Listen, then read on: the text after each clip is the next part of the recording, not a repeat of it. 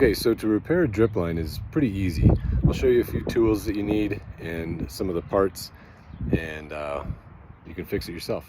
So here's some sample pieces of drip line. You can see on the side it will say what size it is. That says 1/2 inch. Centennial Drip, that's just the brand. You'll also see 3/4 inch.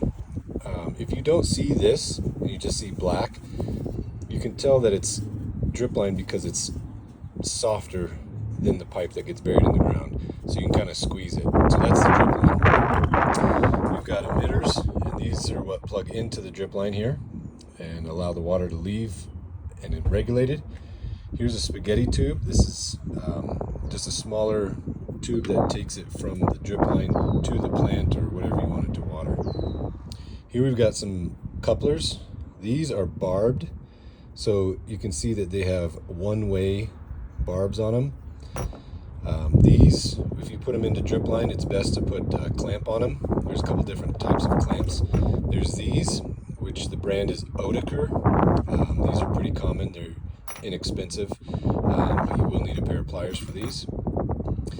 These are worm drive clamps, so you just need a flathead screwdriver for that to tighten it up. This is much larger than you need, but these clamps work okay.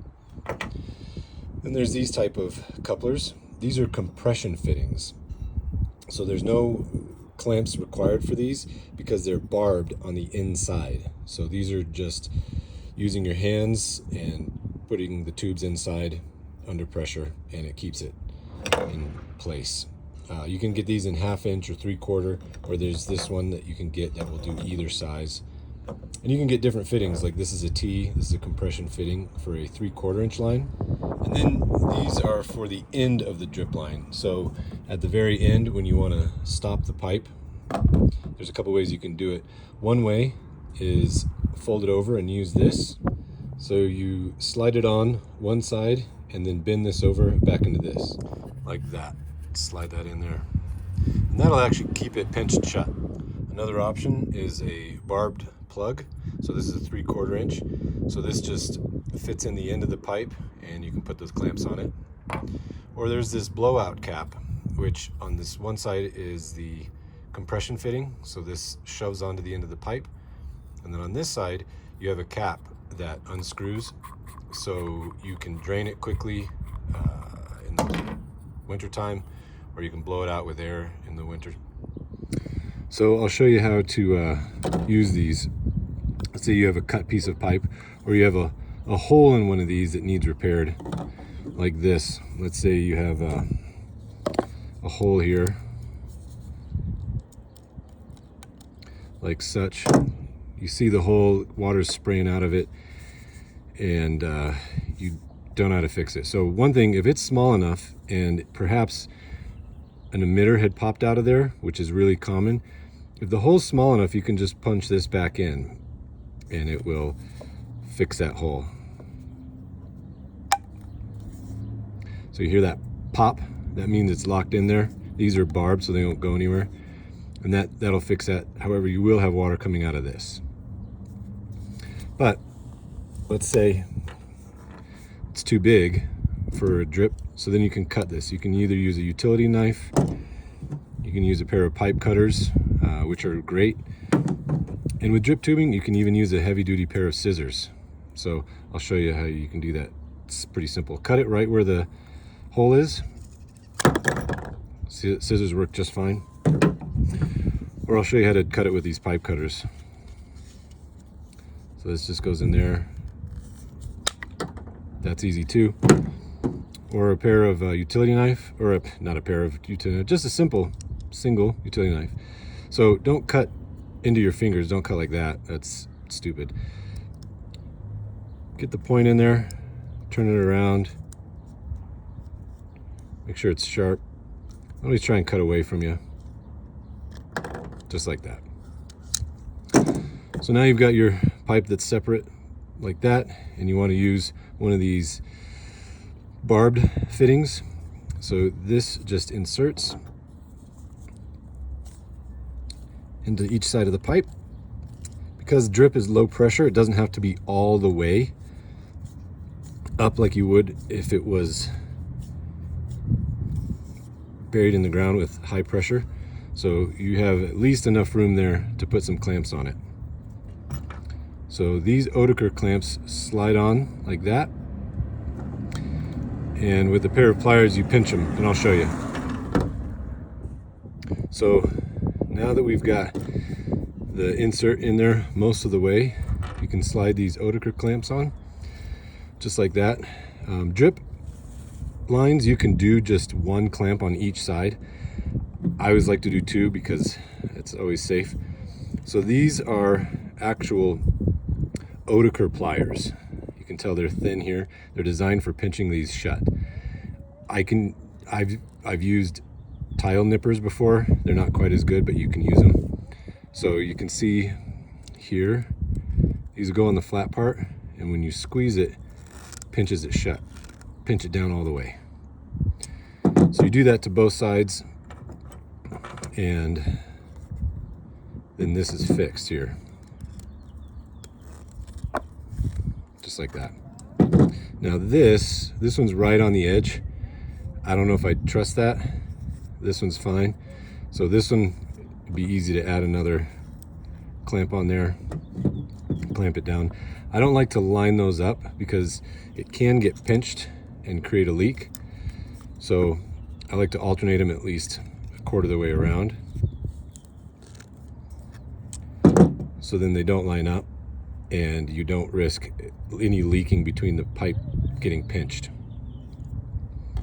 You also can use these worm drive clamps. They would work the same way. You put them on and then just tighten them down as tight as you can go.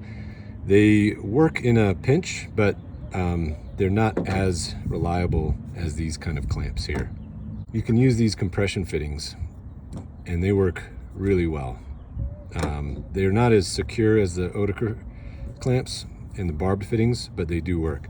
So this will fit right inside. Now you have to be careful to make sure that all sides go in nice and even, and then as you push that in, you can see it getting deeper in there, and it will stop when it gets to a certain point, and you can see inside there the other side of the pipe. So then the other side, make sure you get in there, line it up. It takes a little bit of pressure, and then push that right in there, just like that, and that will fix your pipe. The same thing with these, any kind of fitting, compression fitting on both sides, and then you would add a third pipe here if you needed a T. Now if you wanted to do a drip cap with a compression fitting, same thing. Just make sure it gets put on there nice and even. Now what can happen sometimes if you're putting too much pressure, you can bend the pipe like that. It's really easy to do that. So be very careful not to do that. On drip line, it's not as critical. If it gets pinched, just open it back up again so it can have that nice flow of water. Underground sprinklers, if I kink a pipe, I'll just patch it because it's not worth bearing a risk. Get that on there all the way, and then that's the blowout cap. That's the end, and you can see when you take this off, the pipe is right there. Okay, so now to add an emitter. There's different types of emitters. You'll see different colors. This one happens to be a red 2 gallon per hour, but the same thing applies for all of them. So you can tell that one side is flat barbed and the other side has a point and it's a little sharper. So this is the side that will go into the pipe here. There's tools they make for this that will fit in here and you can punch it right into the pipe. It's super easy. A trick that I've learned, you don't need any tools for it, is there's a flatter part right here on the emitter. Put it just there on the side of your hand. Line it up kind of where you want it. And then you can use your hands to punch it in. So you get it started there and use your other hand to punch that in.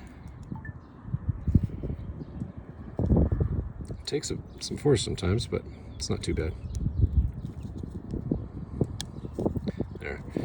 You heard a little click, that means it's popped in there. can't get that out, and you can see inside there where that point is in there. So now that's in there. That's the emitter line, or emitter. This is the spaghetti line. So if you wanted to run this spaghetti out to where your plant is, this is also barbed. Just insert that in there. Get it down all the way to the bottom, tighten there. And then you have this going out to your plant, and the water will come out here. So those are some tips for repairing your drip system. Hope you enjoyed it, and I'll see you next time for Help My Landscaping. Now get back to work.